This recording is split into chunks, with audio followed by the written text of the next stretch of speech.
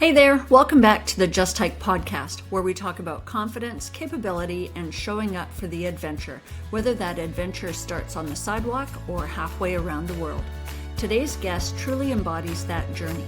Kim Selvage recently completed a 3-month global adventure that took her across 5 continents and wildly different environments, from an expedition to Antarctica to New Zealand, Australia, Easter Island, and the Galapagos. This wasn't just about seeing beautiful places. It was about navigating constant time zone changes, extreme weather shifts, travel hiccups, and the challenge of traveling light while staying physically and mentally ready for what comes next. And in the middle of all that, Kim also took another bold goal, attempting the fastest known time on the Allegheny Trail, managing endurance, recovery, logistics, and mindset. By the end of today's episode, you'll take away 3 powerful lessons you can use on the trail and in everyday life. First, how to prepare smart and travel light without giving up safety or confidence. Second, how to manage energy, recovery, and mindset when time zones, weather, and plans are consistently changing. And third, what it really takes to keep showing up for a big goal, even when conditions aren't perfect, whether that goal is a long hike, a bold trip, or something you've been putting off. This episode is a reminder that adventure doesn't require perfection. It requires preparation, adaptability, and the courage to take the next step. So lace up, lean in, and help me welcome Kim Selvage to the Just Hyke Podcast. Hey there, here's a quick note before we begin. You can support the podcast by downloading, sharing, or checking with my favorite hiking gear at justhyke.com. Let's hit the trail. Good morning. For some reason, I was thinking about different temperatures. I imagine with you being a world traveler, you have to convert Fahrenheit to Celsius. Do you find yourself doing that a lot?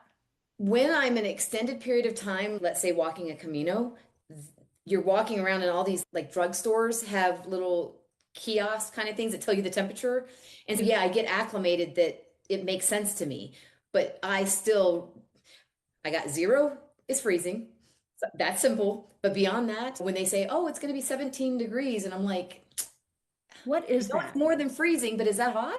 So I don't, it is what a lot of the times I really am missing information. I just fly by the seat of my pants. So there's so much that we can talk about, be it specifically Antarctica or Galapagos, or just the idea of how did these items that I wanted to do, how did they come to happen? You're going to love this because this is truly how it happened. If you had asked me a year ago right now what 2025 would have looked like. So I'm sitting back in December. I am actually in the Serengeti in 2025 about to dance around a campfire to bring in the new year. And it's very present on me right now because it's just 1 year. I would have told you that my year was going to probably be a Camino. It was probably... I did have one thing booked, and that was a llama trek in Utah because you have to book it ahead of time. I didn't have anything else planned for 2025. Now, I did set a personal goal that I was going to work on interacting with people more. Friends, family, try to be a better listener, work on some personal things. I ended up doing some group hikes, and it started with the one in Africa. The one in Africa was teaching me, because I was with a whole bunch of other people, how I wasn't really that good at being around other people. I'm so used to hiking by myself that if I want to go do something, I do it. If I don't want to do something, I don't do it. If I change my mind like that, I change my mind. I don't have to pass it by anyone else. So I found I actually struggled. The hardest part of Kilimanjaro was not climbing the mountain. It was me learning how to be a good team member. Because I was just different. I am different. And that's okay. You remind me of a good friend of mine, and she seems very similar to that. Yeah. Where she doesn't typically like to participate in groups because she doesn't want to just stand around and wait for other people. She wants to just I don't want to take away from someone else's experience. I do it at my own cost. So let's say I want to stop and take a photo. I'm not doing it if I'm with other people because I don't want to impact them. But in turn, I impact me. So then when I go to bed at night, I'm like, oh man, I would have loved to have sat by that stream for an hour instead of 5 minutes. So while I was doing Africa, I booked Camino de Costa Rica, like literally 5 days before I went. So when I got back from Africa, I'm going to Costa Rica on a group hike. Yes. Okay. This one had, I think, like 12 people, and it was the most unbelievable group of people I've ever hiked with in my life. That's awesome. And all of a sudden I'm like, wait a second. Yes, I might have some challenges, but I also can thrive in a group setting. Good for you.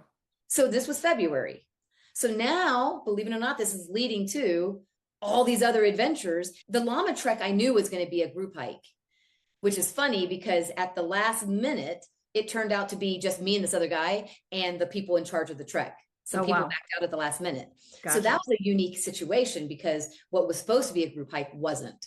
Interesting. I'm surprised they didn't cancel on you guys for having such a small group, but it was their last one before they sold the company. Oh, interesting. And so I think they did a last hurrah. Sure. And honestly, I think they felt guilty because at least the two of us had planned around it. So they didn't make any money on this trip, but it was an amazing experience. That's awesome. So I make it through April, and some other adventures had happened up to that point, but I'm looking forward. And I decided I found a way to do a trans-Pacific cruise. Okay. Washington State to Australia. Nice. Here's how it works with me. Once I do something like that, I booked it. Then I'm like, okay, what can I do in Australia? While I'm there, how do I get back to the US? I looked at the map and I'm like, this is it. This is my chance to go to Antarctica. Wow. Nice. I started doing a little research. I actually fail at the research. There are so many options for Antarctica. Really? You can go from New Zealand. You can go from South America. I didn't even know what the town of Ushuaia, how to even say it. And I'm like, I'm in over my head. So I have never done this. I found a company called Swoop and I said, hey, help me. Here's my budget. I cannot spend more than this. I want to go for at least a week and I want to touch Antarctica. I punted to them. They came back like 1 or 2 days later and they're like, we got you. She found me something that was like 11 or 12 days and it was definitely in my budget. She's like, but you got to pay insurance and other things. So when you're all said and done, I can get you there for under $10,000, counting airfare and the insurance. And the insurance was over $1,000. Was it? Yeah. So I'm like, and I was sharing a room with 2 other people because budget was more important to me. Yes. I'm going to be on this epic trip with some people I don't know. Okay. So you almost have like bookends. Oh, and I told her when I wanted to go, which was after my cruise finished, but maybe give me a month and then see where she finds something. I was on the edge of the season, which is one of the reasons I got a good deal. And so anyway, that's how that came about. Okay, so I'm looking at the map again. Yeah. You're on your cruise. Yep.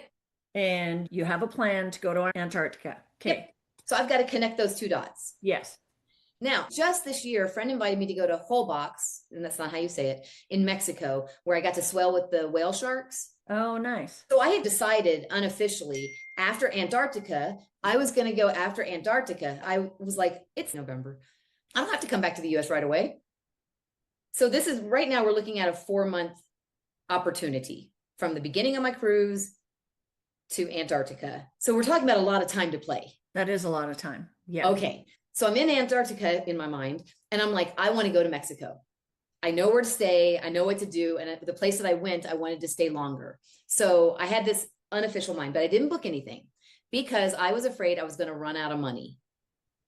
By the time I booked this cruise, which wasn't that expensive, and then I booked Antarctica, I had a certain budget. And I will tell you, it was funny. I had a notebook on paper because all of a sudden it started getting complicated because I'm starting in September. The cruise is easy. I don't have to do anything. Once I get to Australia, what do I do? So I was like, oh, the last time I was in Australia, I wanted to go to Tasmania. But you have to do it ahead of time. You can't just wing it to do a hike called the Overland Trek. So what I ended up doing is researching that. I found after I got off the cruise, a block of time where I was able to book the hike. I was able to get to the island, get off of the island to New Zealand, but I was also able to get a shuttle. You had to pay for the permit. You had to have a visa. Okay. So I got the overland trek. Okay. So now I have a little gap before I get to Tasmania, and I still have this gap before Antarctica. So I'm like, all right, I'm going to go to New Zealand. I went to the North Island last time. This time I'm going to go to South Island. But I fly to Auckland to catch up with a friend that I promised. So I saw her on my flight from Auckland to Christchurch. I decide I want to rent a van. Okay. So I'm in the airport and I see, hey, do you have a van I can rent? And they're like, you won't believe this, but yes, we have a van for 1 week, a little over a week. I'm like, okay. So by the time I got to Christchurch, I walked to the van place from the airport and I picked up my van. So now I have a van to just do whatever I want to do in New Zealand. And the reason I'm telling you this is some parts of my trip were very rigid. I had to be at the overland trek. I had to catch the shuttle. I had to finish the hike at a certain time to get to Hobart to catch a flight, right? Now, I do believe everything is still flexible somewhat, but I'll get to, when I get to Galapagos, it'll make more sense. But basically, everything has a bookend, a touch point. I get to New Zealand. I have the most amazing time just driving around. It was the most amazing time. So I go. What were your highlights of New Zealand? Okay. First off, it's gorgeous. Yes. I've been to New Zealand twice. Okay. I've never been to the South Island. I've only been to the North Island. So everyone, I couldn't have imagined the North Island being any better than it was when I went to see it. I'm going to find the beauty in everything. So I get to Christchurch, and of all things, remember, I've got Antarctica on my head.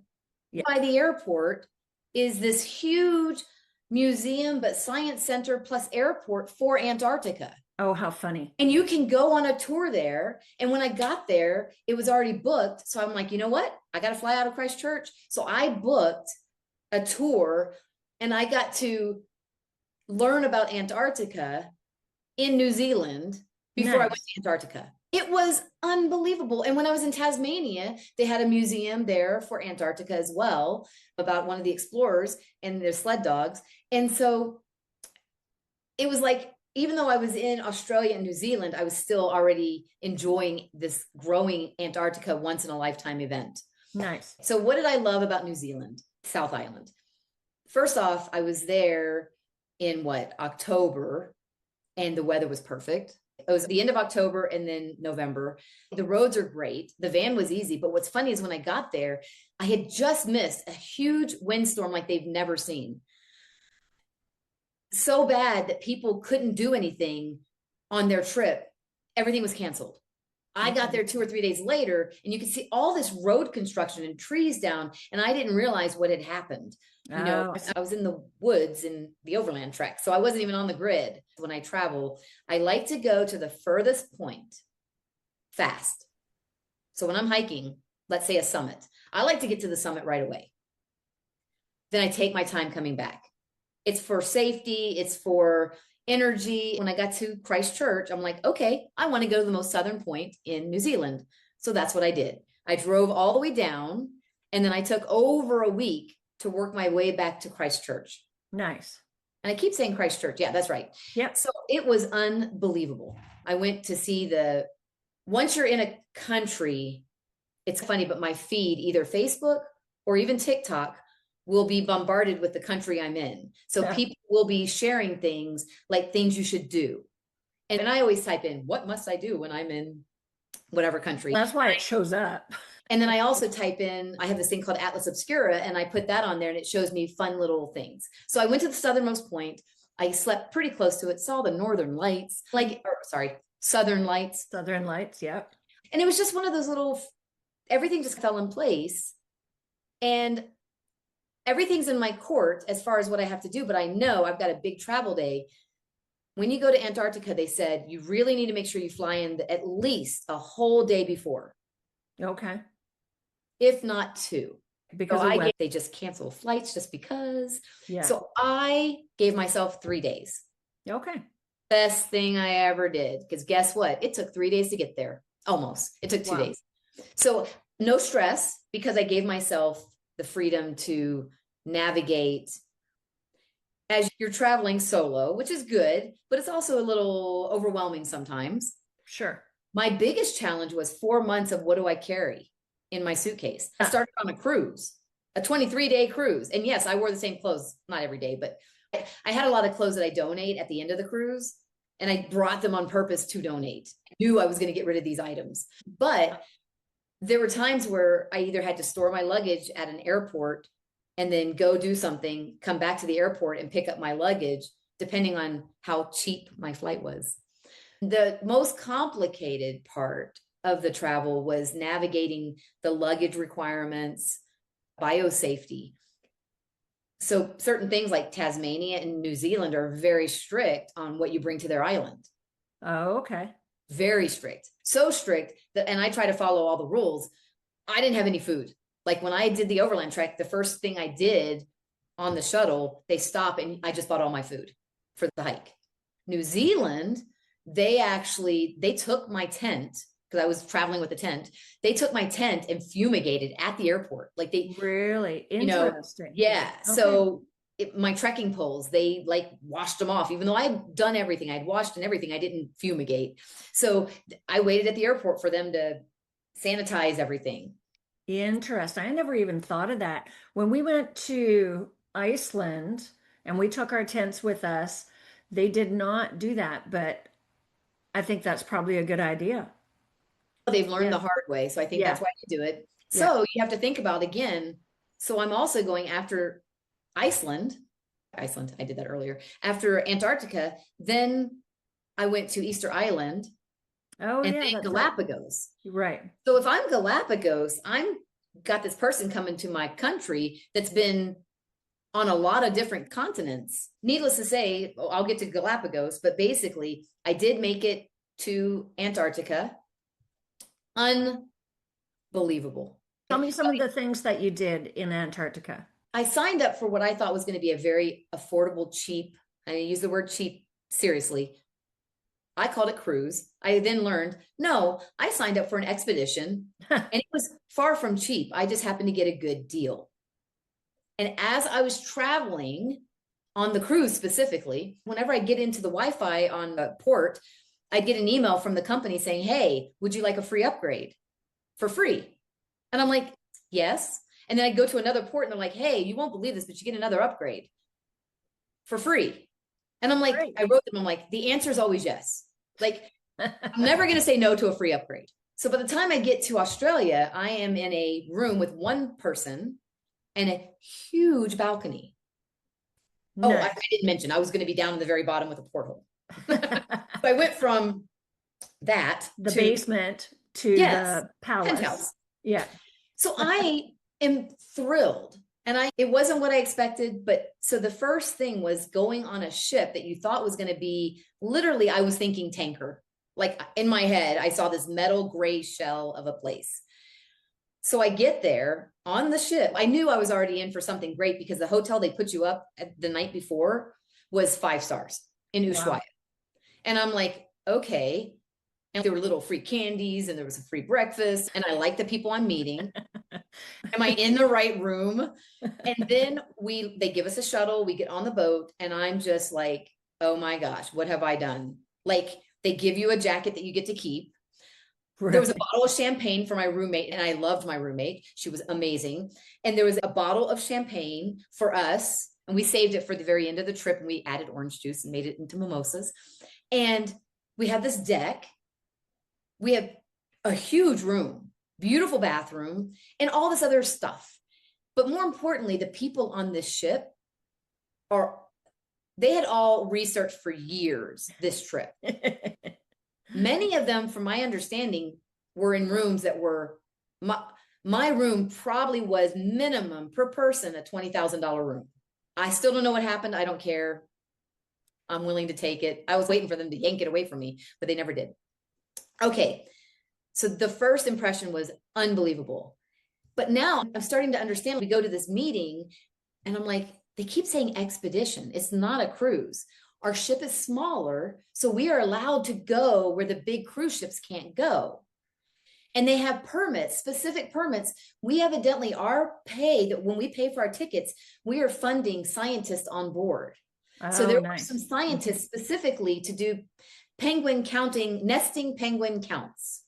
So when we would go, every time we stopped, and we stopped somewhere every single day, with the exception of we were in a Zodiac every day, or we were on land.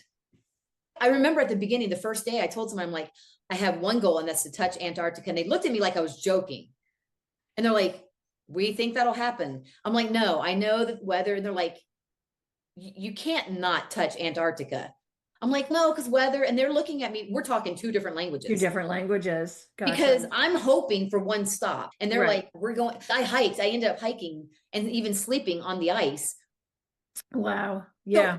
So I was not prepared mentally for what I stepped into. But there was a guy where we looked at birds and counted birds, and we did the Secchi disc where you put it in to see the plankton. And so for me, the all-encompassing amazing part was my learning and the science. Wow. That sounds amazing. It was unbelievable. Yeah. And then to do the hikes, and then a kayak trip came with it. So I got to go on the kayak. So now you're on the water level, the wildlife, the whales, like we had a whole pod of orcas, and I don't know, we couldn't count them all, but over 20.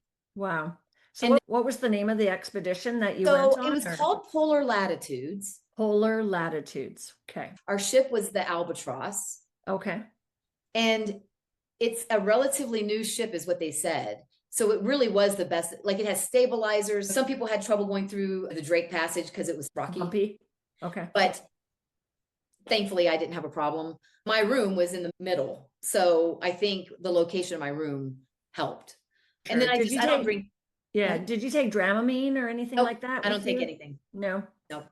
I always see people taking it, and maybe because it probably there's no connection, but the people that take medicine always seem to get sick. So I just don't take medicine. And I know that it's not going to resonate with anybody, but my body doesn't know how to handle medicine. It never has from day one. So if you give me, let's say caffeine, it might put me to sleep. If you give me antibiotics as a doctor, I'm taking it exactly at the same time every day until it's gone. I am fanatical about you tell me what to do and I'll do it. But for the most part, I figure if I don't feel well, did I eat something? Is it the motion of the boat? What is my body trying to figure out? And what can I do to help my body without taking not a shortcut, but a quick fix? Because I understand. Yeah, especially since you already know that your body doesn't handle medicine the way that other people's bodies handle medicine. And it's good that you have that connection and you understand that. And when you're off on a trail for a month, you don't have a pharmacy. So it's good for my body to figure it out on its own. Yes. If I can. And then to really know when it's a problem, because that's the other thing is it's not always a problem. Like sometimes you feel like a headache's coming on. And so people take medicine. It could be you're dehydrated. It could be electrolytes. It could be you hit your head. My point is you need to figure out where is this coming from? And then can you remedy it properly? Because again, if you're dehydrated and just drinking water solves it. Drink water. Yeah. Drink water. Yeah. And that's a very bad example, but in a real example on a trail where they have a problem and they're so quick to get rid of the whatever, the pain or the discomfort that they miss the fact that they had something in their foot. It would have been better to take that thing out of their foot than to take something that's supposed to mask the pain. Yes. I understand completely. Okay. Yes. But I see things a little differently. And that's just one of the things that I do differently, but it works for me. Let's move on to the overland trek. What country is it in? How did you find out about it? Oh, those are all good questions. So the first thing is I wanted to go to Tasmania. Yes. So I went online and I said, what are some of the famous hikes in Tasmania? And over again, the overland trek came up. Okay. Not a long hike. It's like a little over 70K. Okay. So under 50 miles. Yes. Okay. So I'm like, that sounds cool. Then I type, what's the best season to go? Yes. I was again on the shoulder, which I usually like shoulders. The weather's a little more unpredictable, which is why people don't go, but there's less people. Yeah. So it's usually outside of school holidays and things. And it's easier to book the shuttles. So I'm like, okay. So I think it opened a week before I went. So I'm like, perfect. So I booked it.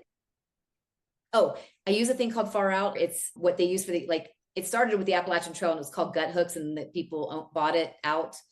So I used Far Out, and I was able to buy the trek on my map.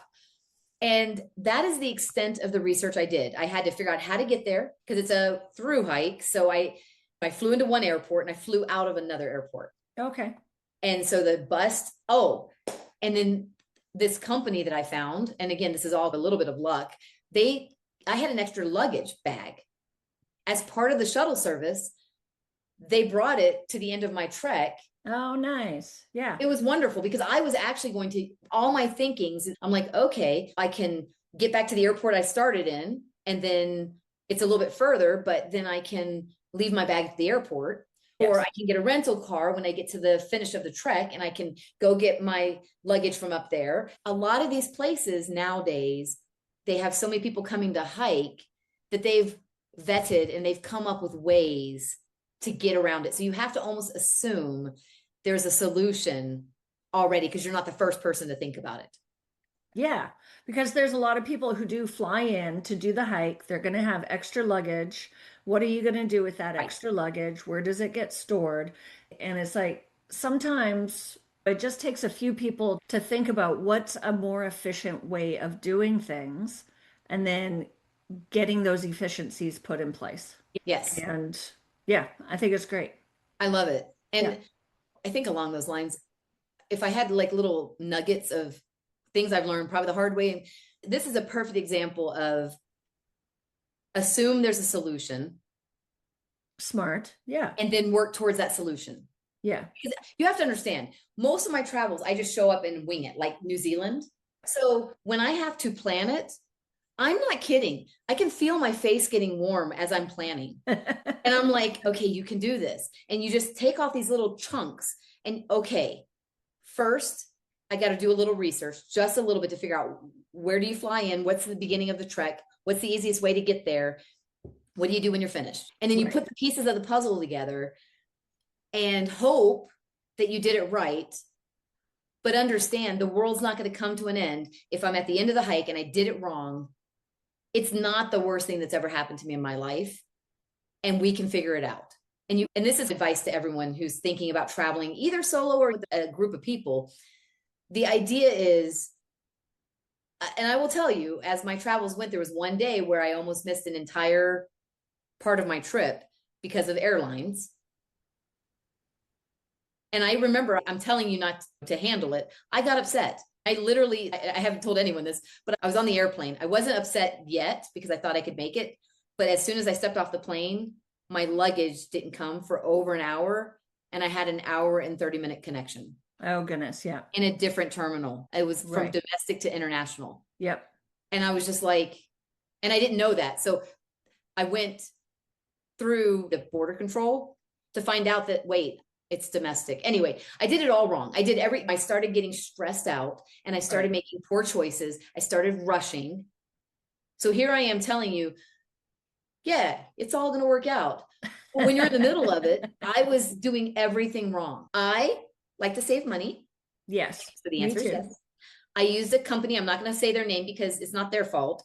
They gave me a warning, but this budget company that I used to book my travel, my flights, they did something creative and they booked 2 separate tickets with a really tight connection where you have to grab your luggage, go through customs, and then you have to get on this other plane, but they're 2 separate entities. So gotcha.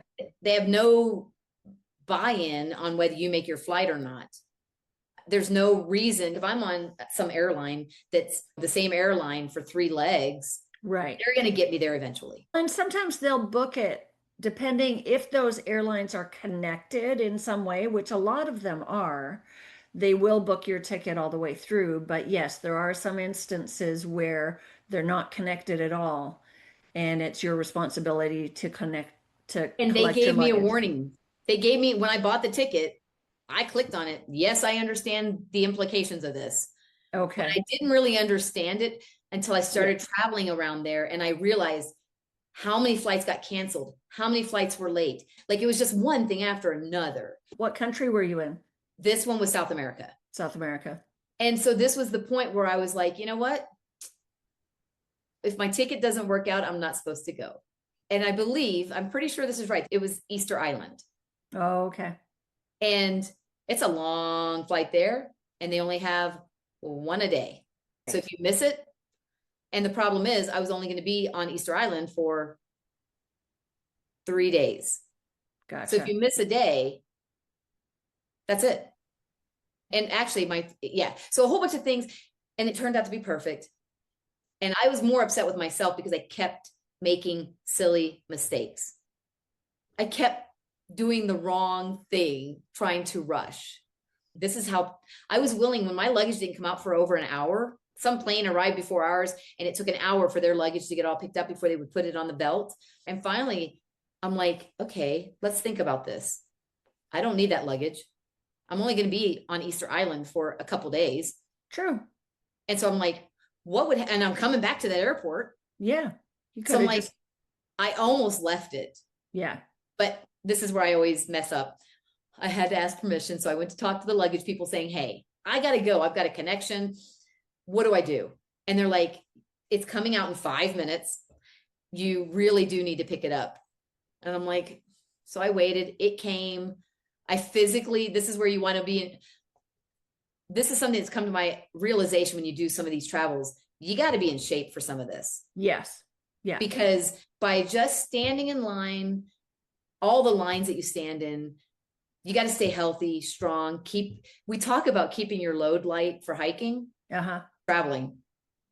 Me running to that other terminal, I was outside I had to go from one terminal outside through the parking lot to the other terminal. Like it was insane. And I was just thinking, oh my gosh, I'm so thankful I can carry my luggage. Because I didn't have rollers. I had a backpack and a duffel bag. So my point is, you owe it to yourself to be as the healthiest version of yourself that you can be. There are ways around all of this. Yes. Do you think you could have went with less luggage, like with just a backpack or a carry-on? I have one lady that I know, she travels by motorbike quite a bit. And when she goes on long trips, they only have so much room in their saddlebags. The way that she does it is she'll take her basic clothes with her, but then when it's time to either wash clothes or she's at a different location, she will donate her old clothes and then she'll buy new clothes for wherever she's at. And she'll usually shop at like thrift stores or things like that. Right. So it's super inexpensive. She goes in, buys a few more things, and then she's set for that location. Does that make sense? So absolutely. I don't know how feasible that is how I did it. So I started with the cruise, and I had normal stuff on the cruise, but I had dance shoes. Right. I don't need dance shoes after. So I don't need dance shoes in Antarctica on an expedition. No, which is funny because I was like, maybe I do now that I'm on the ship, but no, there was no music dancing, but I didn't know. So a friend of mine brought my stuff back to the US and mailed a few items that I didn't want to buy again. Because I don't have a limitless budget. That's the one thing. All these travels, I have to be the most frugal person I can be. With that being said, and I'm a hiker, so I'm okay with hiker donations. So we'll see how that goes. I'm staying at hostels a lot of the times. So I packed a duffel bag that collapses inside my luggage that I knew I was going to donate. So I got rid of a suitcase as well as stuff, as well as shipping some stuff back. Gotcha. That was all part of the beginning plan, but I still have a tent, sleeping bag, sleeping mat, water filter. I have all these things I need for my hike. Because I didn't mention, I also did Patagonia. I also did the W Trek. It was a few days after 5 people passed on the O Trek. That's a whole nother story. We won't go into it. But basically, I have my tent. Well, that takes up a third of my backpack. And then I have the mat. So my backpack is mostly camping stuff. Sure. So now that's what the duffel bag was for. The duffel bag, and you understand, I told you about how strict they are about biocontamination. So I had a pair of shoes that I used until after the overland trek, so Australia. And then after Australia, I donated the shoes, and I started with a brand new pair of shoes that I had been carrying for New Zealand. So there were a lot of things to think about, a little more overwhelming than I was prepared for in some parts. But then I would go, like when I got to Antarctica, I'm on a ship, I don't have to do anything. So I was able to get a mental break. Yes. Yeah. That's important. It really was. It saved me. Yeah. And I tried to not obsess about the next trip while on the current trip.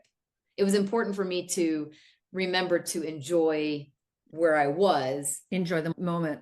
And just realize, I remember telling people on Antarctica trip that, oh my gosh, I'm not sure if I can make this connection to Easter Island. So I was already prepared for this, but there wasn't anything I could do. So I just had to be in faith of get to the airport, catch my connecting flight, because that's a long flight because it's out in the middle of nowhere land. And once I was on the flight to Easter Island, now I'm starting to figure out what am I going to do while I'm there. So I didn't have anything booked. It worked out. What can you do in Easter Island? You do tours. I wanted to see the statues, but I had it in my head that it was like Stonehenge. You have this sacred place with some artifacts from a long time ago that people don't necessarily know what they're there for. That's what I was expecting. I get there and I take a little taxi for nothing. They said, so I typed up, where should I watch the sunset? It told me this one place. So a guy in a taxi took me to the sunset place. And I said, I don't know this place. I just landed. I'm like, can you pick me up 30 minutes after sunset? He's like, sure. So that's what I did. I went there. I had an empanada and I'm thinking, oh my goodness, I just finished my cruise today. And I'm sitting here on Easter Island looking at these statues at sunset, eating empanadas.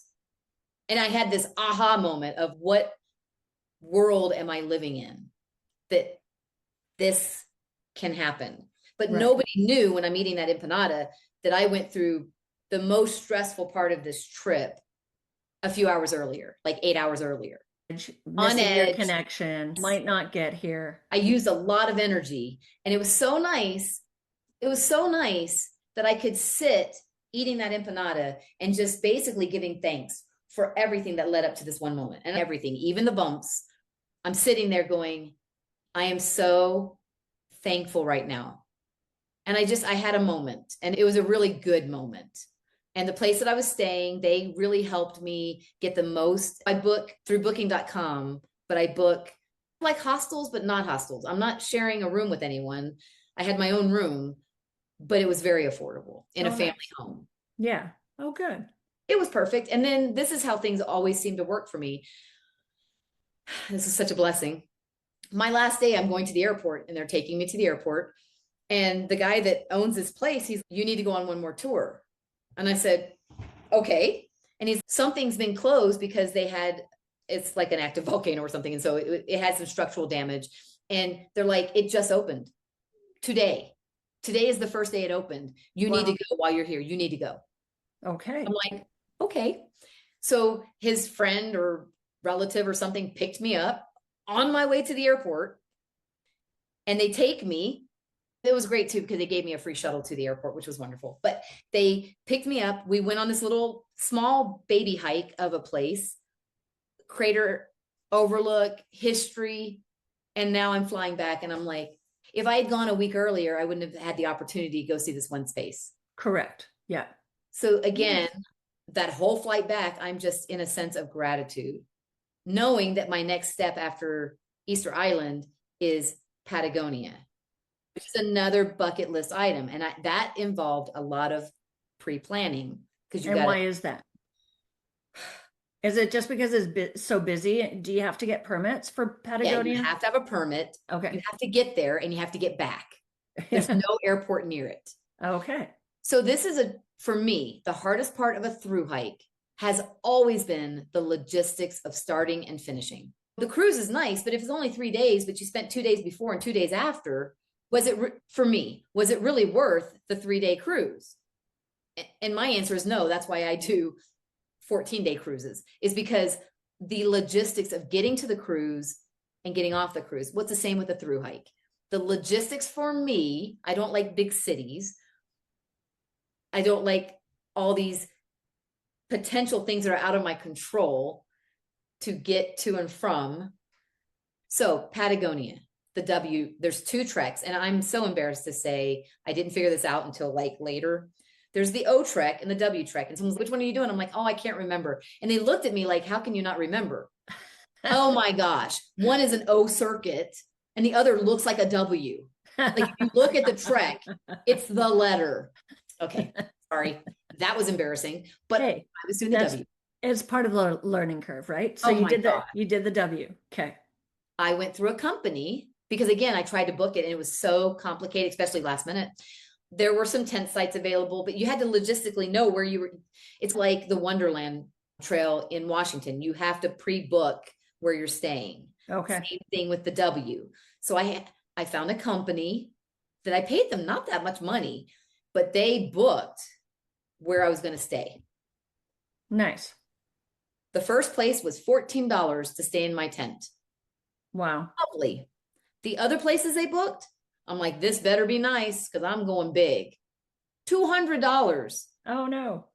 But I'm like, you're not allowed to wild camp. If I have my tent, if I had to, I would for safety, but whatever. Supposed to order food ahead of time, but I did it so late that I wasn't able to order any food. No problem. I figured there'll be leftovers. I learned so much on Patagonia. I What'd can't you even learn? tell you. What? What'd you learn? I paid over $200 for a bunk with a sleeping bag that they provided. I had my own sleeping bag, but they provided a sleeping bag, and that was called a made bed. And it was a bunk in a room with 1, 2, 3, 4, 5, 6, 7, 8 people. Wow. Do you think you could have gotten that for a lot less money? That is the going rate. Everyone paid the same price. Difference would have been I could have secured one of the campsites, but everyone stays in the campsite because you go from $20 versus $200. And I figured for $200 they were going to feed me. Oh no, there was no food. And they were out of food because I told you about the O trek, the O circuit. They had 5 people pass away right before I got there. What happened? I believe a big storm came, but you get caught in a storm and you don't have the right stuff. Like I have an emergency blanket that weighs nothing. If something happens, still, it might not be enough. Yeah. I'm not going to be comfortable, but I would live 7 hours. And 7 hours is what they needed to save these people. So it makes me think of recently, I think 3 hikers died over at Old Baldy in California, in Yosemite. And they say it was due to weather conditions. And like sometimes people are stubborn too. They're not willing to pivot based on weather conditions. It's true. Yeah. And I find people say safety in numbers, but sometimes you get this collective idea, okay, there's 5 of us, we'll be okay. When in fact, or 3 of us or whatever, yes, it's good to safety in numbers. I'm not going to say it's not, but just don't, I mean this in the true sense, hike your own hike. I agree. If someone's going faster, if you don't feel good, you need to have, I think this is what I'll stand on. You need to, even if you're on a group hike, you need to always pretend you're a solo hiker, that you can self-rescue, that you have the ability to take care of yourself. And when you're hiking with someone else, you need to take on that responsibility that you might need to help them. Absolutely. So think about your safety, think about the group, try to encourage it's okay, this is the smarter thing to do. But it makes me think about, I was at Eagle Rock Loop a few weeks ago, maybe a couple of months ago over in Arkansas, fun little loop to do. And then there was a storm coming in, and part of the Eagle Rock Loop is there's these water crossings. Sometimes the water can get pretty high. And with that storm coming, the friend that I was with, we decided let's do the major water crossings first before this storm comes so that we don't have to chance crossing water if it's stormy or not being able to cross, having to not do the hike or get a shuttle around certain areas. But we made that plan going in knowing that there was a storm coming. And then the same thing with Iceland. We got to Iceland, we were doing the Langlamar Trail over in Iceland. And we got to the ranger station at the start of the hike, and the ranger said, okay, the weather is clear for the next 3 days. And while one member of our group wanted to hang back for a day and enjoy the hot springs, it's hang on. The ranger says the weather's clear for the next 3 days. We need to go. And so off we went. And No. so it's watching that weather and knowing and understanding what you need to do based on that. And you, since you hike, you know how quickly things can change. Absolutely. Yeah. So there's been, to me, I know the flow of information makes it seem like sometimes there's more fatalities on hikes, but I think there's actually more fatalities. It seems like everywhere I go, like the overland trek, a foreign tourist had just passed away on that hike because the weather turned bad over like immediately. Yeah, storms can roll in and accidents happen. Absolutely. So, but someone always said there's no such thing as bad weather. It's just poor choices of clothing. And yeah, bad gear. Yeah, it's bad gear. Exactly. It's bad gear. So I could bring all this gear that would make it where I'm super comfortable on everything I do, but I'm going to be miserable because my pack's going to be 50 pounds. Or I can find that balance of I have what I need to stay alive and self-rescue. Absolutely. Yeah. Yeah. We have lightweight options. Having that bivy sack or that emergency blanket on you, that certainly helps a lot.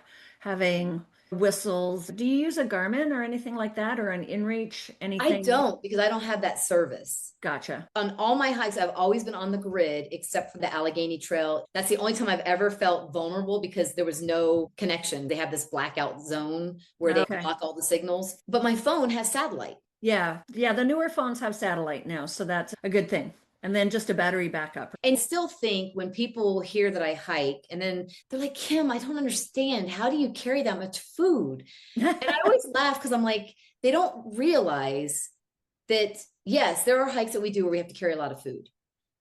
But most of the time, every 3 to 5 days, you're going to see a town or you're going to see someone with food. You're going to see someone, I'm just putting it in perspective, but what seems so remote, I'm not getting dropped off in Alaska where I'm not going to see anyone for 3 months. Every place I hike, if it's a 4 or 5 day hike, that means I could be hiking 2 days and I find out I'm in trouble. I can go back for 2 days. And we all believe, at least me, I have a little extra insulation.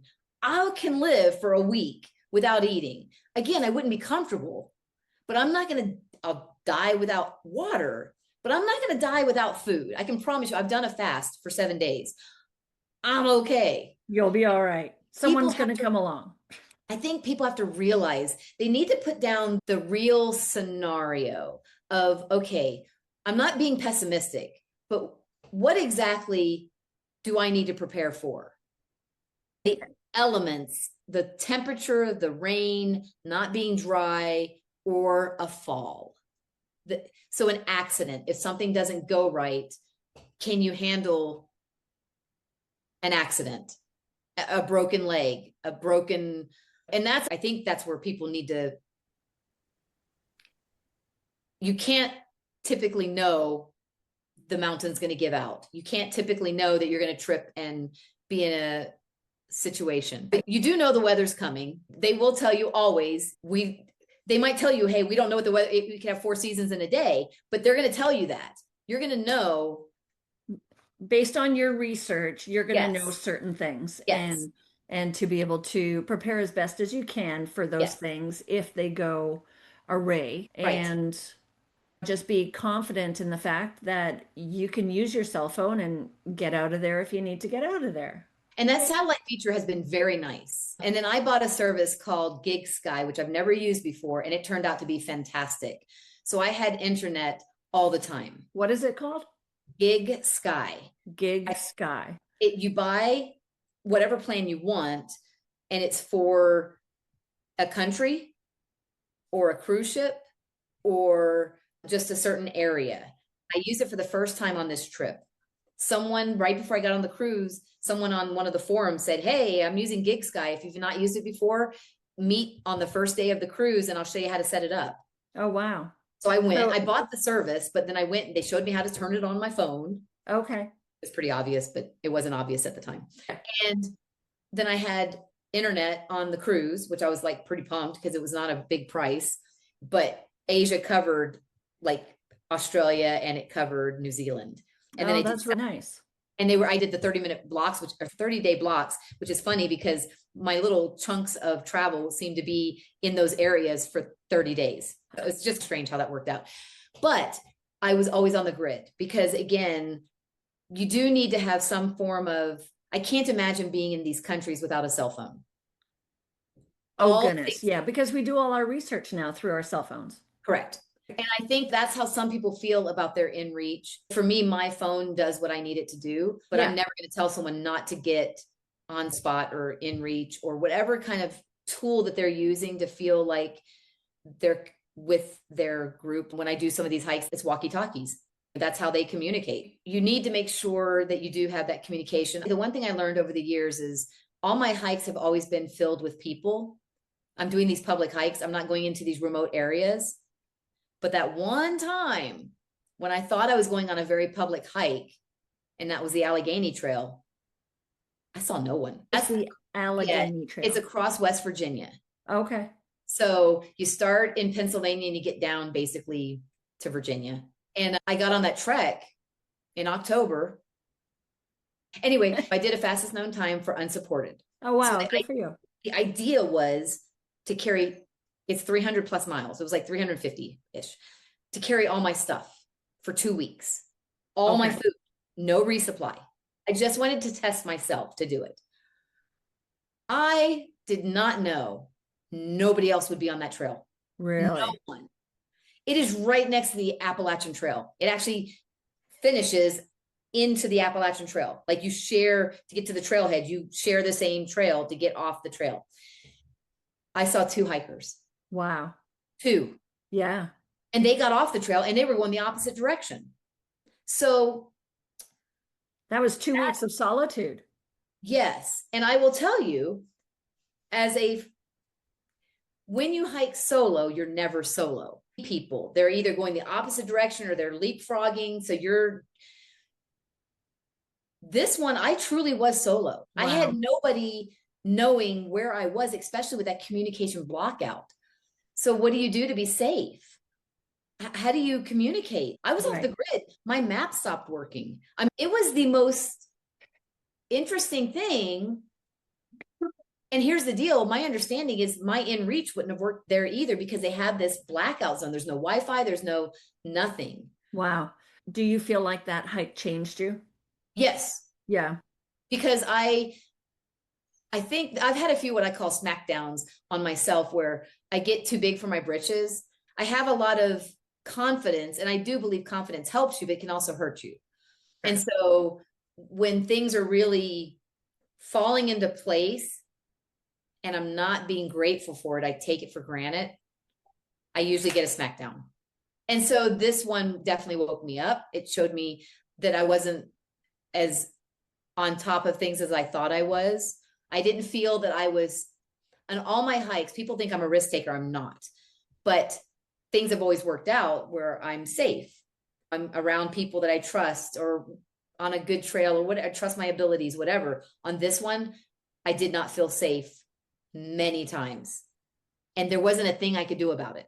The only thing I could do was to keep moving forward.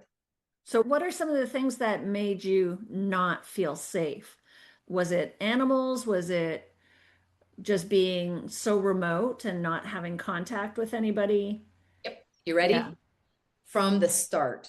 Yeah. My pack was heavier than it reminded me when I started the Appalachian Trail, except now we're 5 years later, 4 years later. And I was in better shape on the Appalachian Trail than I was here because I did the van life. And so I was not in my best. I was strong. I had just done a Camino, but I wasn't strong. And so here's this pack that's probably 10 pounds heavier than I'm used to because it's all food. Right. I am in pain on the first day, like my shoulders and my hips, but I got to keep moving.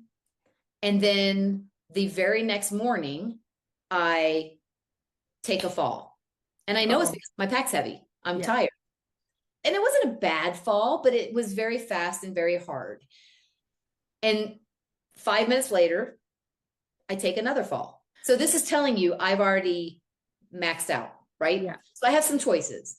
then it just kept escalating. Like it was one of those hikes where it pushed me in every direction. I had things in my head, like it wasn't part of the rules for an FKT to not charge your phone, but I brought my solar and I'm going to prove that I can stay self-sufficient even on my power. So I'm at a camp, a place to sleep right next to a building that it's known, plug your phone in. Oh no, I don't want to do that because I want to prove that I can do this. Ego, right? So I don't do that. Well, then all of a sudden something happens and everything starts draining. And I think it's because I have a poor signal. And so it keeps on trying to connect and it drains your battery fast. Yeah. So it snowballed. Every single thing I did, I forgot a spoon. No big deal, but eating mashed potatoes with your fingers is not so much fun. So everything, it was just one thing after another. And then did I ever get afraid? A few times. There was a thing on the far out that had said that there was this one area where there's some people hanging out just a little shady. Oh, gotcha. So I was on high alert. I remember sitting out in front of this one gas station, charging my device, because now I have to charge my device. And again, it's not part of the FKT. It was just an ego thing I had to let go of. I'm charging. They let me charge it right by the coffee maker. So it's in the store. My phone is in the store and I'm sitting outside because I'm smelly. It's near the end of my trek. And I'm sitting out there and I'm eating some food. And I'm just in my head, like, hi, saying hi to people. And people are looking at me and I realize, oh my goodness, I look homeless. Like, that's happened to you before. It looks like I'm begging for food. And I'm thinking, it was just very interesting to be no eye contact. And I wasn't asking for anything. I was just trying to charge my device, get water, eat, and get out of there. Because when you're doing a FKT, that's a lot of time. Charging my phone while I'm sleeping is a lot more efficient than charging my phone while I'm sitting there at a gas station while the sun's going down. So it was almost like I learned something on every single day. But I'm by myself. I haven't seen any people. There's roads because it's West Virginia. There's roads everywhere. And I set up my tent near a road, probably closer than I should have, a dirt road. I'm all set up, dusk, and I hear a big old truck coming. I'm like, are you kidding me? I'm by myself. Did I finish the hike? Yes, barely. The not having a map. There was at one point, this device that I was using, my far out, stopped working, and we didn't know why. And I had to use 3 different maps as well as the markers. Do you take paper maps with you? No, because I don't need one. Okay. A paper map would have saved me. Yeah. Saved me. Yeah. So do I still carry a paper map? No. But in that hike, I blew it. Like a paper map would have saved me battery. But I believed I could follow all the markers. They have the yellow blazes for the Allegheny Trail. I didn't understand one part of the trail. And I read about it right before I started. There's what they call the gap. Okay. It's the part of the trail that's not finished yet. So it's the figure it out for yourself trail. It is we have a bypass. We're trying to get all the permissions to go straight, but you've got to go by the road and around. Okay. I knew about that. It's called the gap. Allegheny Trail, the initials are ALT, like alt, like alternate. Okay, I come to this spot where I know that you don't want to go to the road because there's an interstate that you're not allowed. It's not any of those. There's an interstate you're not allowed to walk, period. You cannot road walk. It's against the law. Plus, I'm doing an FKT, so I've got to stay on the official trail. Okay. So I look at the sign and I make a poor choice. One said alt, road walk. The other had these beautiful brand new yellow blazes. So I follow those. They're to the route that's not done yet. They're to the gap. Gotcha. I went all the way down, and when I showed up at the interstate and I had internet and I called a friend and he's like, you just went 8 miles out of your way. Oh no. I had to go back up the mountain. Oh no. I'm almost done, but I'm out of food now. I didn't have enough food to do what I just did. So I made a decision right there. I was like, you can stop. The world's not going to come to an end, or you can go back to where you made that poor choice. I have a saying, and it's never stop on a bad day, never quit on a bad day. So I made it to that point, and I feared the worst case is I don't do the hike. I take the right way and I stop at the town and I get a ride to my car and I'm done. So that's what I did. I walked back. I should have already been to that town. I'm just now back to where I was, and I only have 3 or 4 hours left of the day. It was traumatic. And I'm walking on this dirt road to the bypass thing.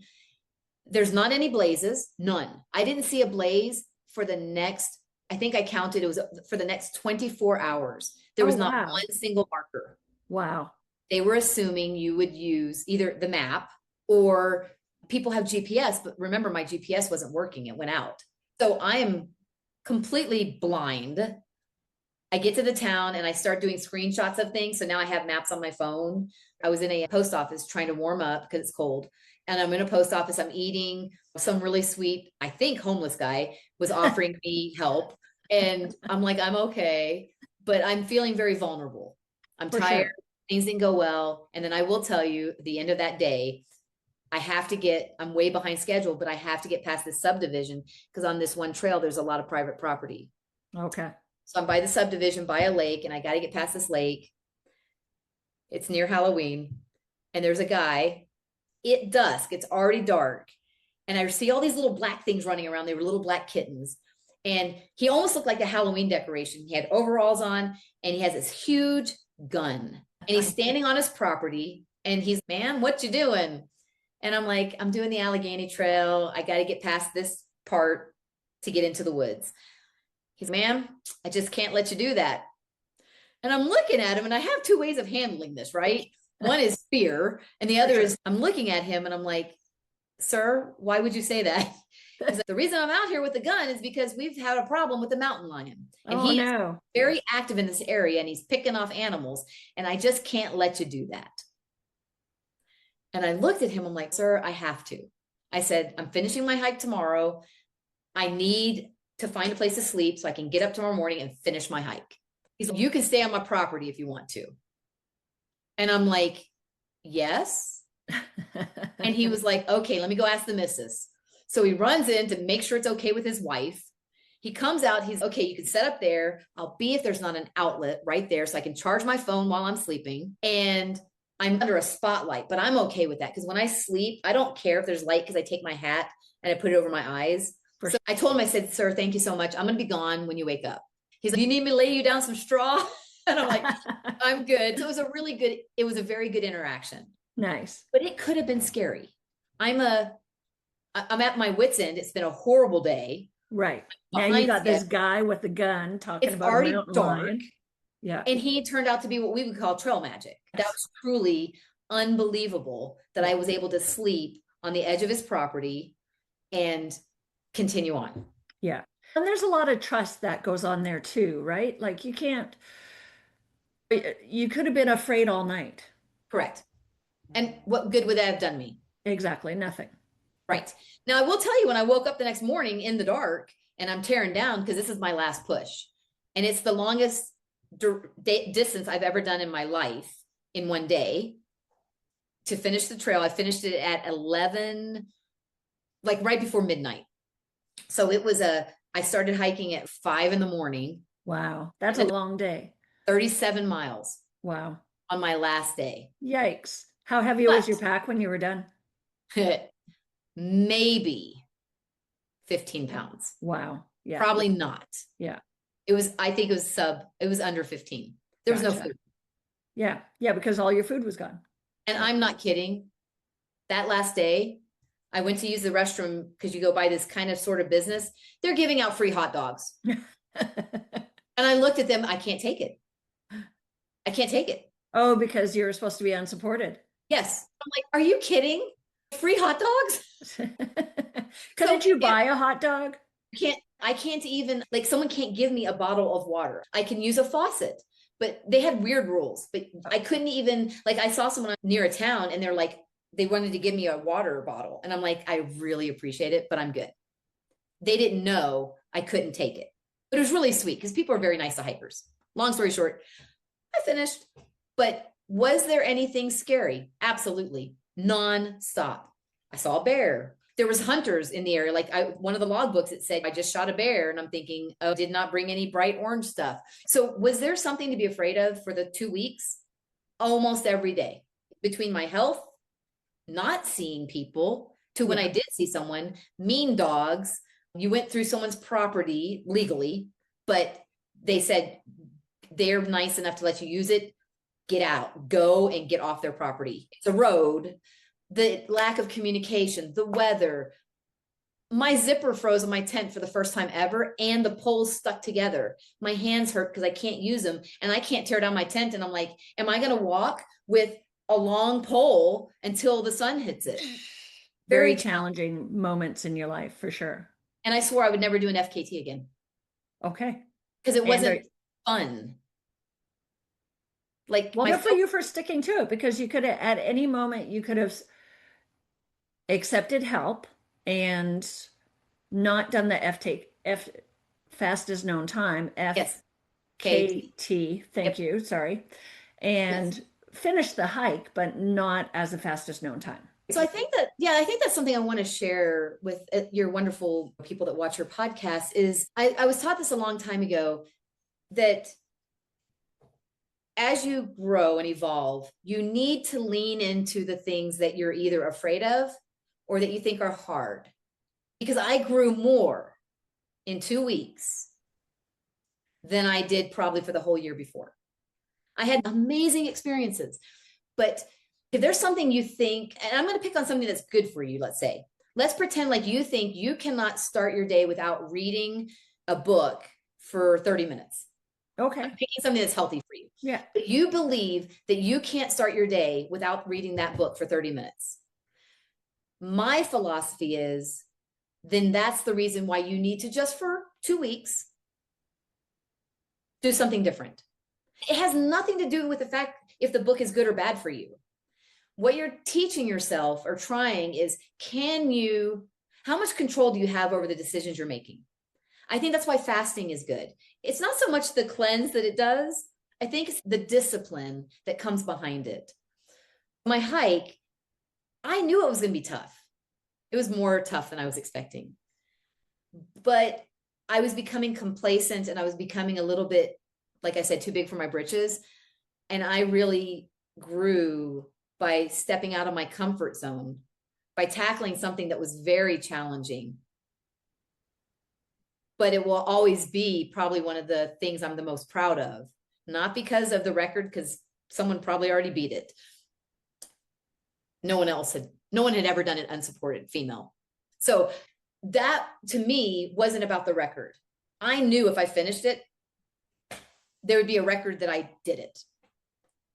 I didn't know I could.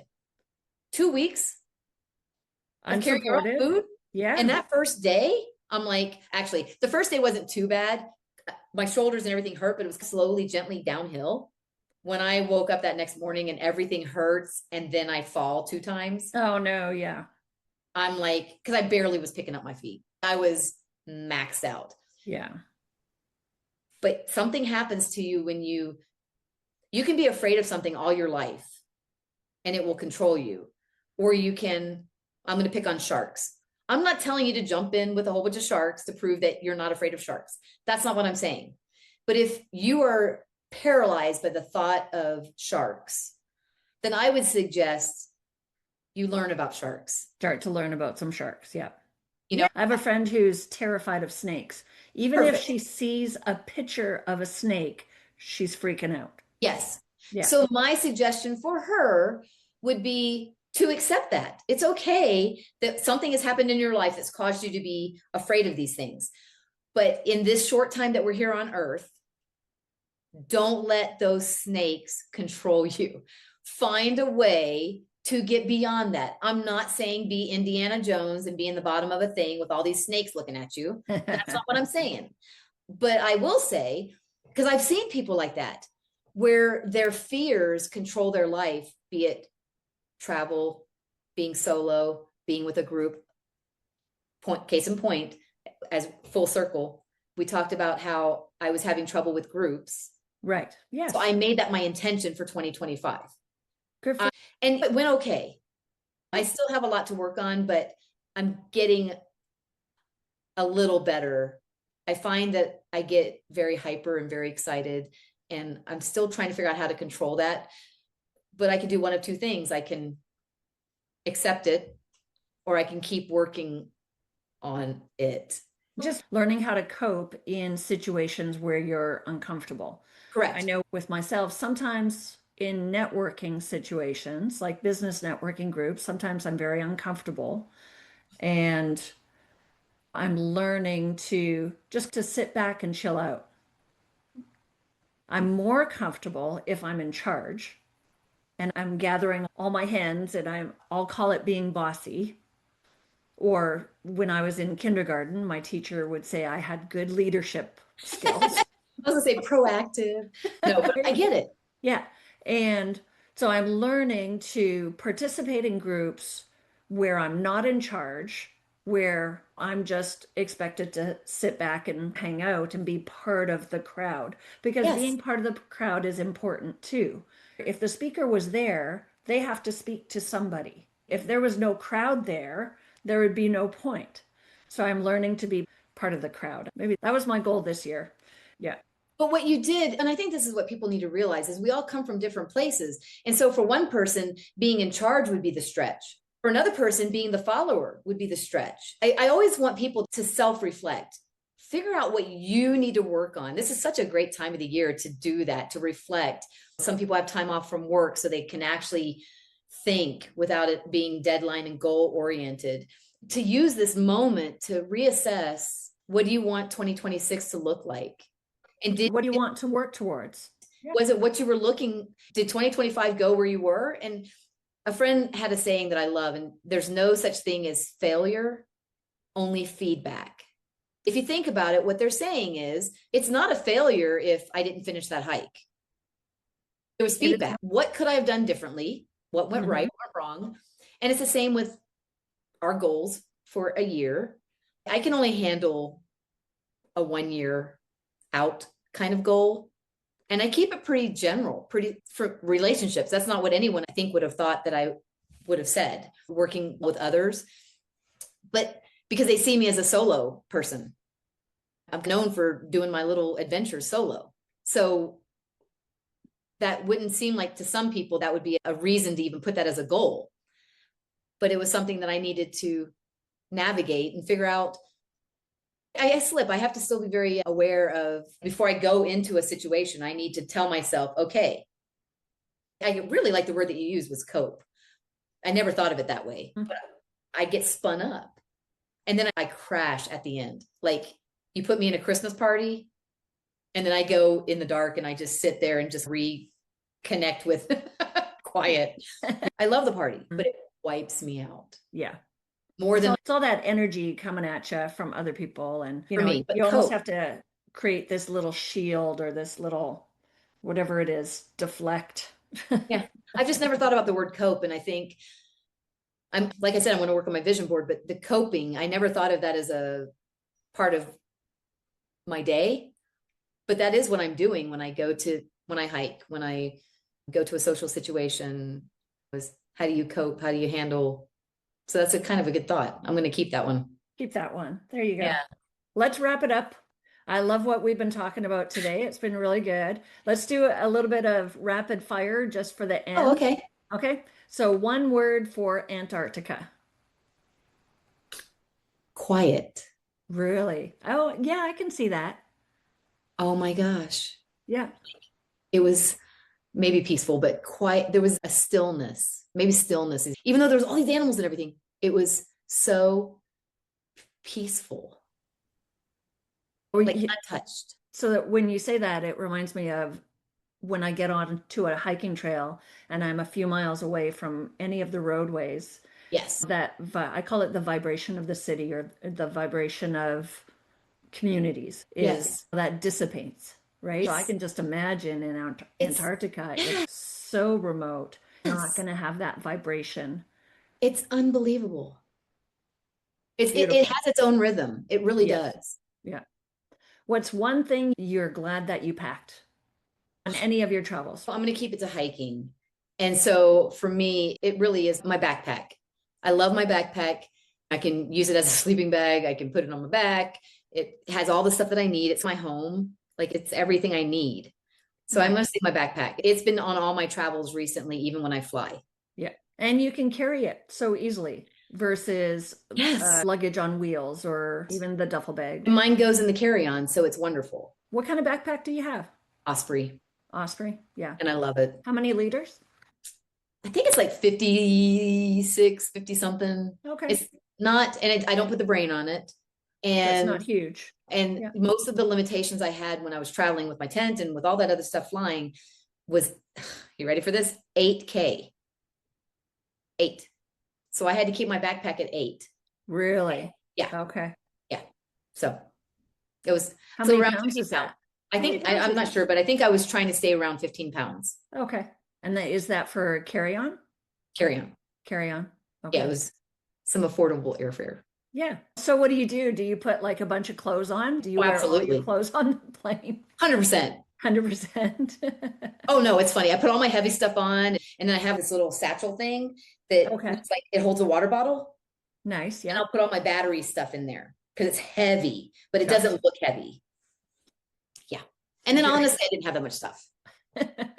I think that's a great way to travel. It avoids waiting for your luggage to arrive on the carousel. Right? And you don't have to worry about losing it and someone accidentally picking it up. Yes. Yeah. And even getting damaged. I watched a suitcase completely crack coming out of the conveyor and this other suitcase came on it and the wheel hit it in such a way that the hard shell suitcase just completely cracked. So they get more wear and tear the more other people handle it. Yes.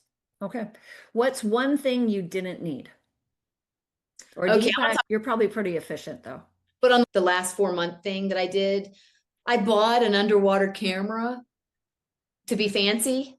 Yeah. And the sucker literally broke the first time I used it in the water. Really? Was it too cold? No. It was actually in Australia because I went to the Great Barrier Reef while I was in Australia and it started dripping. So somehow, even though it was supposed to be an underwater camera, it was not airtight. There was a crack or something was in it. So, darn. So that was a bummer because I had it. And then what do you do with it? Do you want your money back? Because I just bought it. And so I had it sent back to the US and then I couldn't get my money back because I was gone for 4 months. So it was out of the window. Darn. So yeah, something like that where you think you need it and then I didn't need it. You didn't need it. It was just one of those nice to haves. It was a nicety. Yeah. Absolutely. What's one moment you'll never forget? I'm going to give it to Antarctica. Okay. Collectively, the whole thing, but we went out on Zodiacs 2 times every day. And I get overstimulated by people and things, and there were animals and all these things were happening. And they offered a silent Zodiac. No talking. Oh. The guide would say something if it was necessary, but the whole point was no talking. And even we would go somewhere, but turn the Zodiac off and just float. Wow. Why did they do that? Nope. They were just giving us a different experience. Wow. And when you hike by yourself, you have a lot of solitude. Yes. You have a lot of quiet. You're not afraid of the quiet. I jumped on that. I'm like, I signed up first. I'm like, I want to be on this silent thing. And it was near the end of the trip. And because I always find my moments of silence. And we're sitting there. And the first thing that happens when everything is turned off and we're quiet and we're floating, a bird, a normal bird, a bird, we had birds flying over us all the time. But this bird flew over us and it made that sound that you hear when there's no sound. So nobody's talking, no music, you hear nature. And it's that, whoo, whoo, whoo. Oh, yeah. And to look at everyone when they finally heard Antarctica. Wow. And I think some people, this one person who was upset because she wasn't supposed to be on our thing, but there was an extra spot and she didn't want to be on the silent one. And I remember she was upset because she wanted to be on one with her friends or whatever. She cried at the end of this thing. It was moving and you could hear the ice cracking. In other words, there were sounds all the time. No airplanes, no traffic, but we still had Zodiacs. But like when you're quiet, which we were, you could hear from forever away a whale because you were quiet. And like camping on the ice, it was quiet. You could hear the little avalanches. There was just so much to hear in the quietness. Yes. I know that sounds like a contradiction, No, but that was no, that was the most powerful. And it makes me just want to go. That's why I like my tent, away from hostels and away from albergues in Spain and away from shelters. And I like a tent, like you said, when you go past that limit of the city vibration.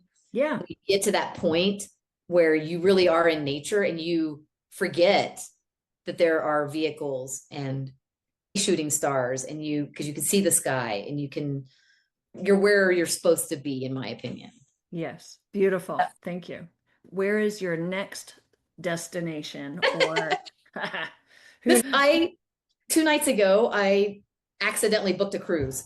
It just happened. That's right. You said that. So I am now going to be going, I don't even know the whole ports, but I will be in Texas. I will be going out of Galveston.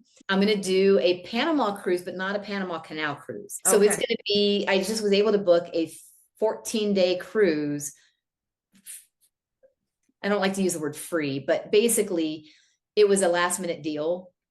And so they give me $100 credit. And when it's all said and done, counting the tips, it'll be about $400, $500. Nice. But not counting credits. It's for 2 weeks. Absolutely. So I figured that was a way to, yes. Yeah. So let's start 2026 with some travel. I don't have to worry about logistics or anything like that. So it allows me to not think or do anything. Yeah. Is that where you're going to do your vision board? I'm going to do it today or tomorrow. Are you? Good. Yeah. With all I want to be artsy on it. Yeah. I don't really have magazines here. So it's going to be more of kind of sketches and drawing and words, a lot of words. Yeah. I did something similar. I did something similar to that at a workshop, like a company workshop. I was working with this one clinic, and one of our little retreats that we did, we took a piece of paper and folded it in 4. Each section, one was business, another section was family, another section was adventure, another section was whatever you wanted it to be. And then we just drew pictures on each of the sections, just divided it up like that. I like that. Yeah, it's going to be funny to see, because it's about the process of doing it, to take the time. So that's where I am right now. My vision for starting, how do I want to put that intention out for the next year? Yeah. And it's great to reflect on where you've been. What do you want to work on? What's the next summit, right? What's the next goal? I was thinking, I think it was yesterday, just a few days ago, I was thinking about, I just came out with this book. It's called Sidewalk to Summit. And once you reach your summit, you're able to go to another summit. Whatever your goal is, whatever you've been thinking about. For me, I did Kilimanjaro, but I had thought about Kilimanjaro for so many years, like 30 years. I was thinking about Kilimanjaro as being my goal. Yes. And it was almost impossible to work on any other goals because this other goal was nagging at your brain, and it occupies like a section of your brain. And, but once you reach that goal, it's not the end, it's really the beginning of other goals. And I love your book. Oh, thank you. Oh, and then you created a tool, I think, or something. Yeah, the trail mate. I'll send you keep having all these little surprises. I'm like, oh my gosh. So I'm very proud of you, because I've never thought about creating a tool, but I definitely want to write a book. And that was supposed to be my other part of 2026, but something that was going to happen where I was going to be in the same place for 2 months. Yeah. Fell through. And so now I'm starting over again. But for me to do a book, I need to lock myself and get rid of all the distractions. Somehow you did it with balancing life, and I'm very impressed. I don't know how you did it actually, but time block. It's all time management. You take certain blocks of time. I say 90 minutes of time is a good chunk of time to be able to just plug in 90 minutes wherever it feels good, because you have to be in that creative space and in that mindset. But if you think about it for a while and then you just say, okay, here's a good chunk of time for me to work on this. And then just like climbing a mountain or getting through a trail, it's step by step, it's little by little. You don't do it all in one leap. So you can do it. I can help you if you want to. Oh my gosh. It's going to happen, but I compartmentalize things as well. And I love what you said about Kilimanjaro. I do that in life where I'm trying to rent out my house. And so once I rent it out, but until it's rented out, I feel paralyzed. Like Right. I can't do anything else. Yeah. Yeah. And that's just like goals. Once you set your goal, you're working towards it. Once that goal is completed, then you're able to move on to other goals. So write your book. You got to write your book. All right. All right, my dear. Thank you so much. Anytime. This was just so much fun. Yeah, I love chatting with you. I feel like you're one of my best friends. Well, and I keep growing every time I talk to you. So thank you. I need all the growth I can get. Have a wonderful evening tonight. Thank you. You too. Thank you for joining me on the Just Hyke podcast today. Remember, every step you take, no matter how small, is part of your journey from sidewalk to summit. I'm grateful you're here, growing, learning, and choosing to show up for yourself again and again. All right, before we go, don't forget to check out the Just Hyke Trailmate, the lightweight trail tool designed by a woman, me, for women, you, who hike with confidence. You'll find it at justhyke.com.